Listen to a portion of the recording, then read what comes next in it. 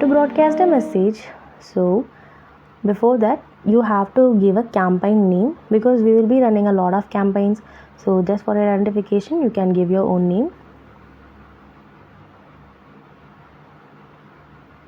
So here select message option, we can see all of our pre-approved templates and check on the type if it contains an image, video or document. Now I'm just choosing a template with an image.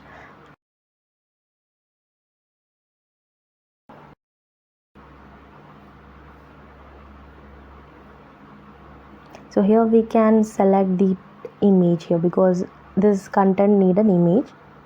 Then select files.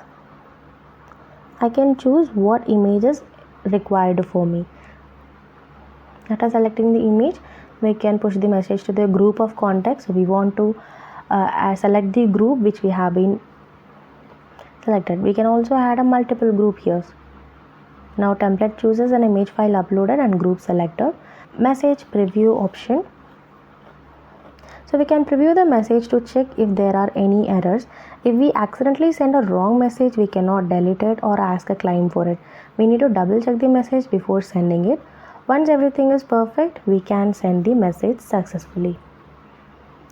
So I have been checked all the contacts which I have been selected and the message content. Now I am sending the message here. So click send message. So now the message has been sent successfully.